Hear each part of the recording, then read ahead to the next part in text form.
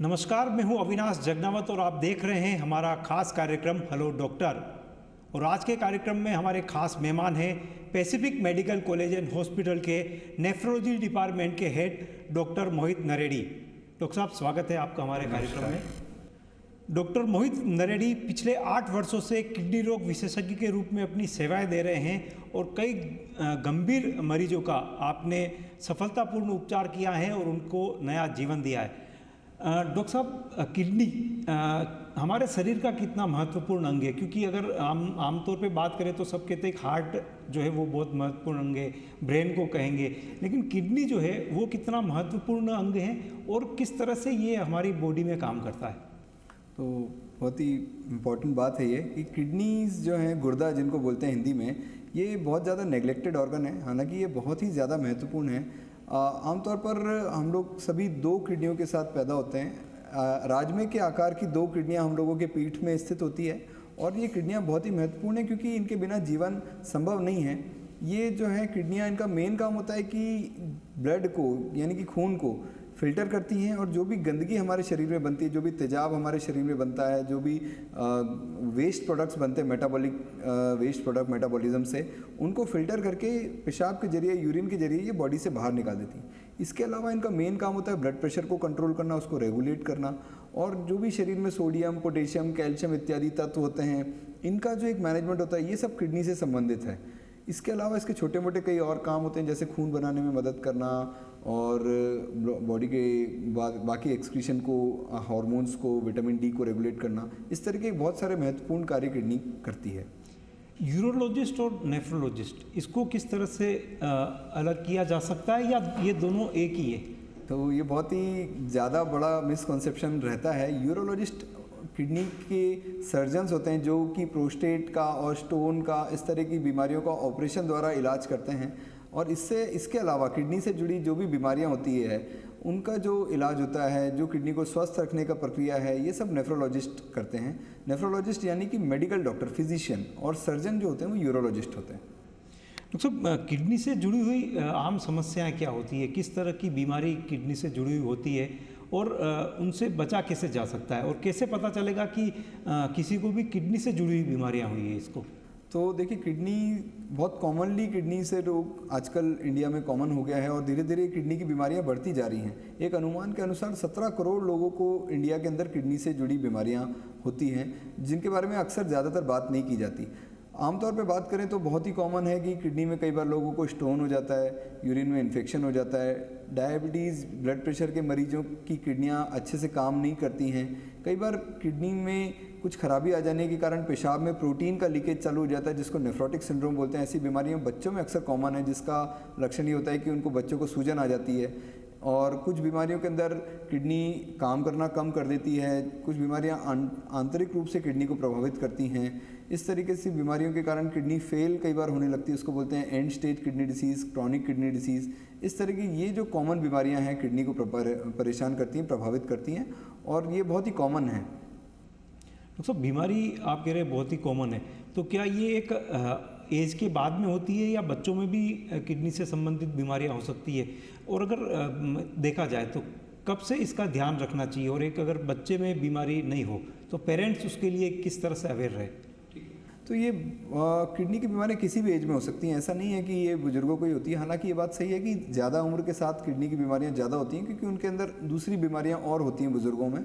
लेकिन बच्चों में जो किडनी की बीमारियाँ हैं वो नेफ्रोटिक सिंड्रोम और कुछ आनुवंशिक बीमारियाँ और जो बनावट से संबंधित बीमारी, जैसे पेट में जो बच्चा जब रहता है तो उसकी किडनी की बनावट में कोई खराबी आती है, इस तरह की बीमारियाँ बच्चों में ज़्यादा कॉमन है। और बुजुर्गों में वहीं देखा जाए तो शुगर और बीपी के कारण होने वाली किडनी की बीमारियाँ ज़्यादा कॉमन है। और युवा अवस्था में देखा जाए तो स्टोन रिलेटेड और जो कई बार अनवांछित और अनावश्यक दवाइयाँ कुछ लोग खा लेते हैं, कुछ लोग कोई किसी तरह का नशा वगैरह करते हैं, उससे संबंधित जो किडनी की बीमारियाँ वो युवावस्था में ज़्यादा कॉमन है। तो इनसे बचने के लिए जैसा जो कारण है, अगर हम कारण से ही बचते रहें तो किडनी की बीमारियाँ नहीं होंगी। जैसे छोटे बच्चों में हैं तो अगर मान लीजिए माँ के ऊपर ध्यान दिया जाए, माँ के स्वास्थ्य पर ध्यान दिया जाए तो यूजुअली छोटे बच्चों को किडनी की बीमारियाँ नहीं होती। कोई भी व्यक्ति किस तरह से अपनी किडनी को स्वस्थ रख सकता है? क्या उसको विशेष ध्यान रखना चाहिए? क्योंकि किडनी को लेके बहुत कम अवेयरनेस जो जी, है बिल्कुल सही। वो लोगों में है, और उसको लिए इतने प्रयास भी नहीं होते कि किस तरह से अवेयर किया जाए। लेकिन एक सामान्य व्यक्ति, क्योंकि आप बता रहे कि इतना महत्वपूर्ण अंग है, तो वो किस तरह से अपनी किडनी को स्वस्थ रखे? देखिए, किडनी एक बहुत ही रेजिस्टेंट ऑर्गन है। मतलब ईश्वर ने हमें 2 किडनियाँ दी हैं, एक तो एक नहीं है, 2 किडनियाँ हैं। तो यूजुअली किडनी डैमेज बहुत ज़्यादा इजीली मैनिफेस्ट नहीं होता है। ये सबसे बड़ी विडंबना है कि किडनी की बीमारियों का कोई सिम्टम नहीं होता, बहुत इजीली ये पता नहीं चलता। इनका सिम्टम, इनके लक्षण तब आते हैं जब बहुत ज़्यादा बीमारी बढ़ जाती है। तो इनको जो स्वस्थ रखने का जो मेन काम है कि आप इनको आगे होकर इनको डैमेज नहीं करें।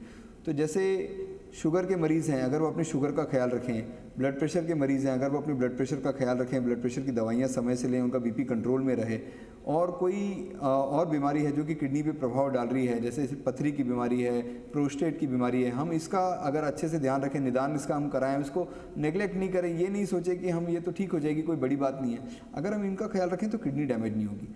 दूसरा एक बहुत बड़ा कारण होता है, कई बार लोग हाथ करके आगे होकर अपनी किडनी को डैमेज कर लेते हैं। जैसे कुछ लोग पेन किलर दवाइयों का सेवन बहुत ज़्यादा करते हैं, छोटा मोटा सर दुखा, एक पेन किलर की गोली खा ली, कहीं ज़्यादा देर दौड़ लिए, कुछ ज़्यादा देर काम कर लिया, पेन किलर की गोली खा ली, सो गए।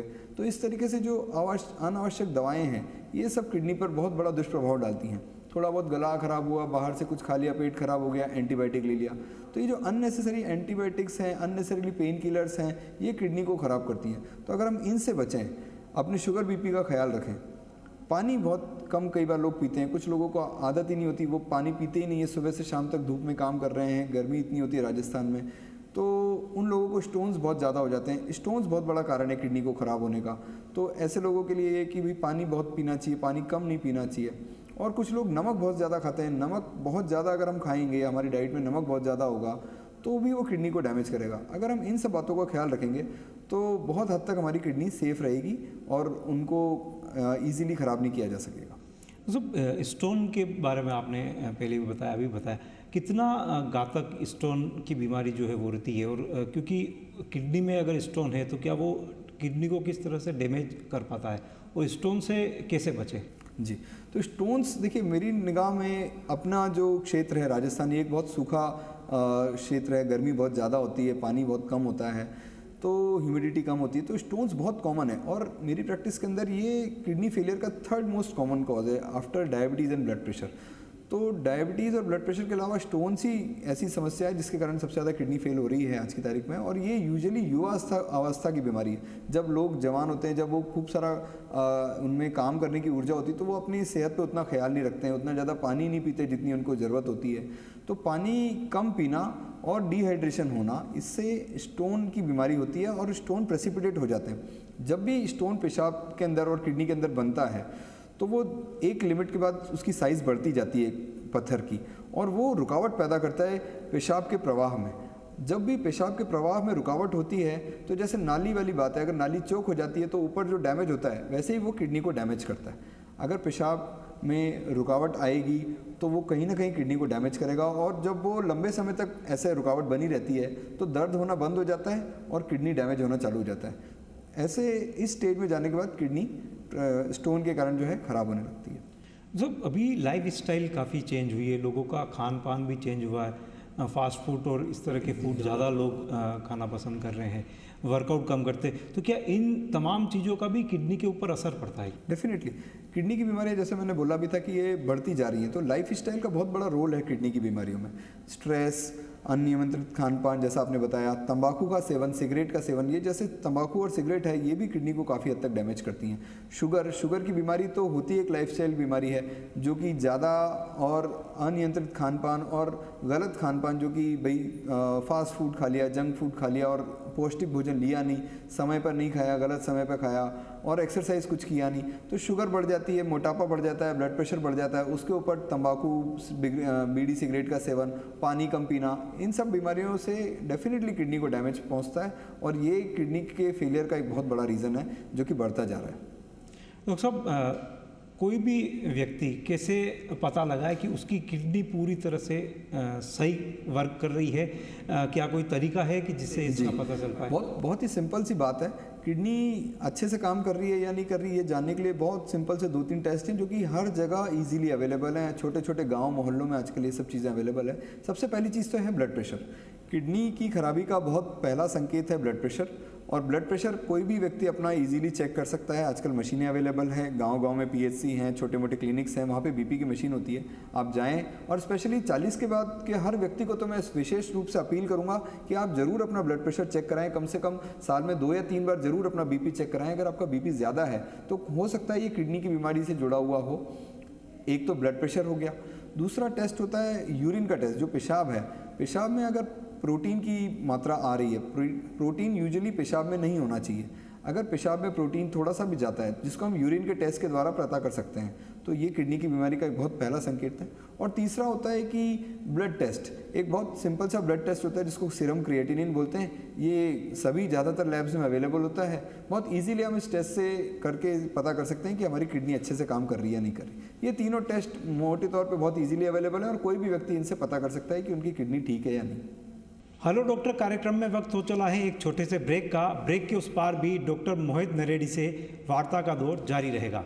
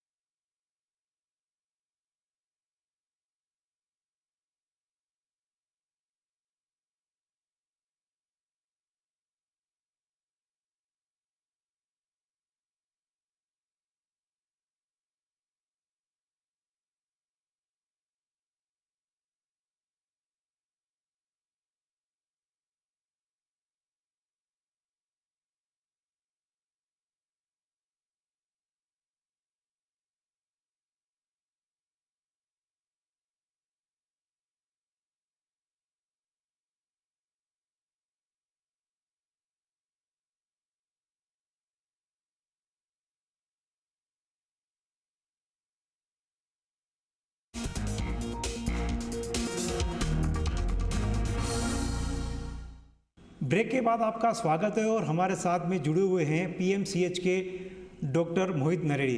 डॉक्टर साहब, किडनी की बीमारियों के बारे में आप बता रहे थे, लेकिन आप लगातार कह रहे हैं कि ब्लड प्रेशर जो है वो ज़्यादा हो जाता है तो किडनी के ऊपर इफेक्ट करता है।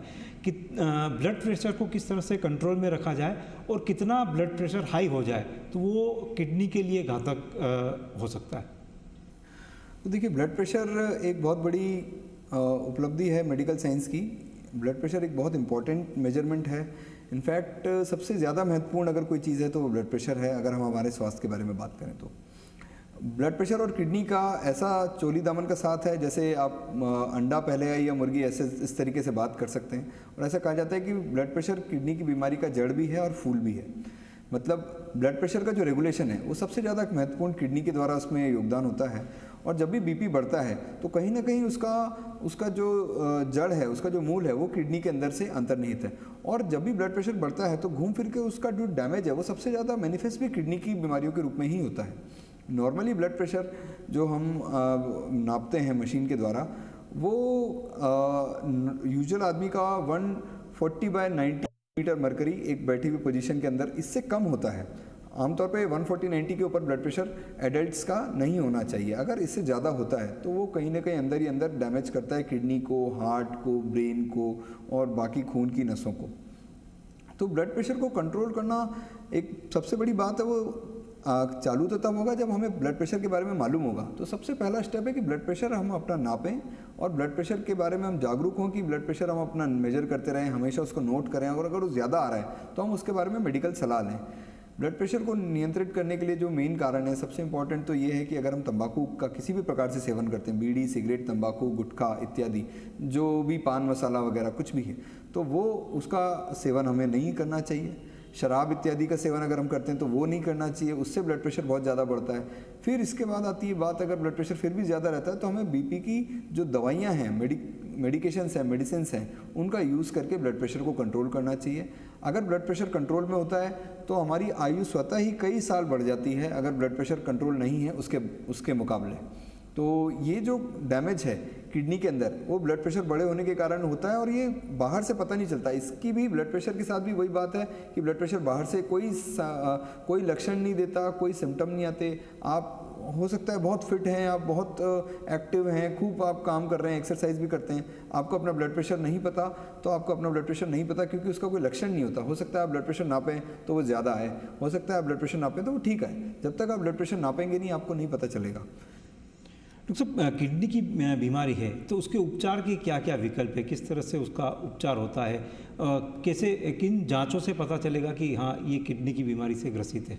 तो देखिए, जांचों के बारे में तो अभी अपनी बात हुई, ब्लड प्रेशर, क्रिएटिनिन और यूरिन टेस्ट, ये सबसे महत्वपूर्ण होती है। इसके बाद जो रोल आता है वो है अल्ट्रासाउंड का, सोनोग्राफी का। सोनोग्राफी के द्वारा हम किडनी की संरचना देख सकते हैं कि हमारे शरीर में जो किडनी बनी है वो कैसे दिख रही है, उसमें कोई पत्थर तो नहीं फंसा हुआ, कोई सूजन तो नहीं आ रही, कई बार कोई रुकावट आ जाती है, कई बार कोई गांठें बन जाती है, कुछ बीमारियों में, अनुवांशिक बीमारियों में सिस्ट वगैरह बन जाते हैं किडनीज़ के अंदर, जिनको पॉलीसिस्टिक किडनी डिसीज़ बोलते हैं। इस तरह की जाँचों से हम पता लगाते हैं किडनी का एक्चुअल स्टेटस, क्या किडनी का फंक्शन का लेवल है। फिर इसके आधार पर उसका ट्रीटमेंट होता है। तो सबसे जो ट्रीटमेंट का मेन डायरेक्शन है वो है कॉज के ऊपर, क्या कारण है जो किडनी को डैमेज कर रहा है। जो भी कारण है, मान के चलिए कि एक किसी में रुकावट है, किसी में शुगर के कारण किडनी की बीमारी हो रही है, किसी में बीपी के कारण किडनी की बीमारी हो रही है, और किसी के अंदर कोई अंतर्निहित बीमारी जिनको इंट्रिंसिक ग्लोमेरुलर डिसीज बोलते हैं, ग्लोमेरुलोनेफ्राइटिस, जो कि किडनी की फिल्टर का खराबी होती है जिसमें प्रोटीन लीक करता है, उस तरह की कोई बीमारी है तो बायोप्सी वगैरह करके उसका निदान किया जाता है, और फिर उस कारण के अनुसार किडनी की बीमारी का इलाज किया जाता है। ज़्यादातर किडनी की बीमारियों का इलाज दवाइयों से संभव है, और बहुत हद तक हम उन इलाज में आज की तारीख में हम सक्सेसफुल हैं, जिससे हम किडनी के फेलियर को प्रिवेंट कर सकते हैं, किडनी फेल होने से बचा सकते हैं। सब अवेयरनेस बात कर रहे थे अपन की किडनी को लेके लोगों में बहुत कम है, तो कई बार ऐसा भी तो होता होगा कि जो ग्रामीण परिवेश के लोग हैं वो अंतिम स्टेज में आ रहे हो, जिनको की किडनी की बीमारी, ज़्यादा किडनी डैमेज हो चुकी है क्योंकि पहले पता नहीं चल पाया, तो उस समय क्या उसका ट्रीटमेंट संभव है? ठीक बात है। ये सबसे बड़ी विडंबना है कि किडनी की बीमारियों का लक्षण नहीं होता, और इनका लक्षण, सिम्टम्स एकदम लास्ट स्टेज, एडवांस स्टेज में आके आते हैं।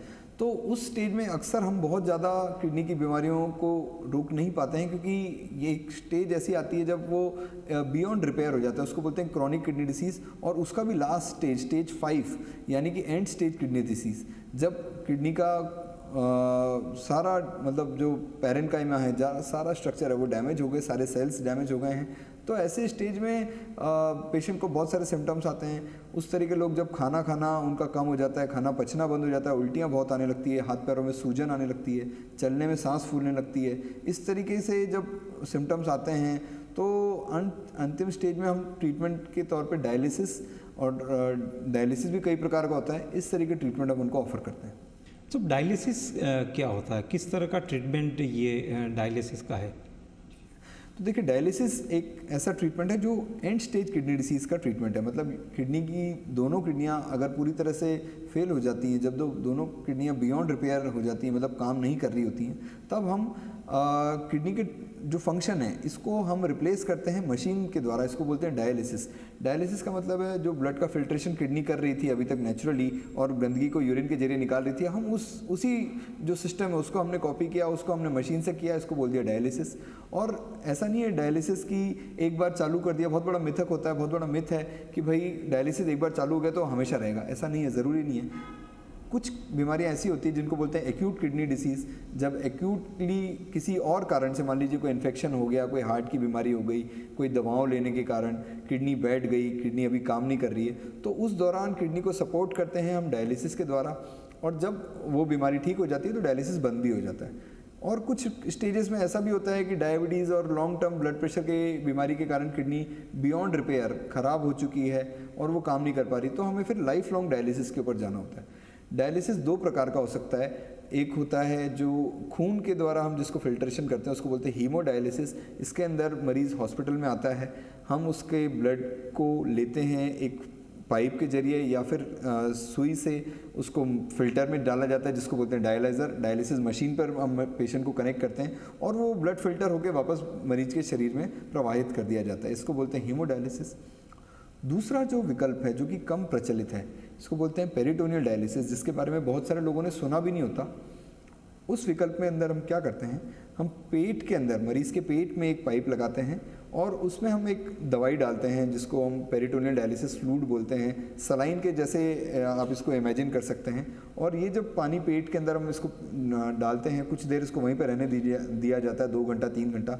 ये जो पानी है ये गंदगी को एब्जॉर्ब कर लेता है और हम इसको फिर बाहर डिस्कार्ड कर सकते हैं। इस डायलिसिस की खूबी ये होती है कि ये मरीज़ घर में कर सकता है, इसके लिए अस्पताल आने की आवश्यकता नहीं होती। इसको बोलते हैं पेरिटोनियल डायलिसिस और ये एक बहुत अच्छा विकल्प है किडनी की बीमारी से, जो एंड स्टेज किडनी की फेलियर से उसका ट्रीटमेंट का। तो सब स्टेज बता रहे थे, किडनी की बीमारी के अलग अलग स्टेज होते हैं, आपने 5th स्टेज की बात की जो कि लास्ट होता है। तो ये कौन कौन से स्टेज होते हैं, इनके बारे में हमारे दर्शकों को कुछ जानकारी दें। देखिए, किडनी की बीमारी के GFR के अनुसार, मतलब ग्लोमेरुलर फिल्ट्रेशन रेट, मतलब कि जो किडनी का फंक्शन है, इसके आधार पर किडनी की बीमारी को 5 स्टेज में बांटा गया है। 5 स्टेज मतलब 1, 2, 3, 4, 5 और 5th स्टेज यानी कि जो लास्ट स्टेज है वो तब आती है जब किडनी का फंक्शन 15% से भी कम हो जाता है। उसको बोलते हैं लास्ट स्टेज, एंड स्टेज या स्टेज 5 किडनी की बीमारी। तभी हम डायलिसिस वगैरह के बारे में, डायलिसिस के विकल्प के बारे में जो है हम सोचते हैं। इससे पहले वाली स्टेजेस में यूजुअली डायलिसिस की ज़रूरत नहीं होती, दवाइयों से हम किडनी के बीमारी का इलाज कर सकते हैं और डायलिसिस को काफ़ी हद तक हम टाल सकते हैं। तो सब जो खिलाड़ी है, जो जिम जाके जिम में जा रहे हैं, उन लोगों को क्या कोई अलग से ध्यान रखना होता है अपनी किडनी का? तो ठीक बात है।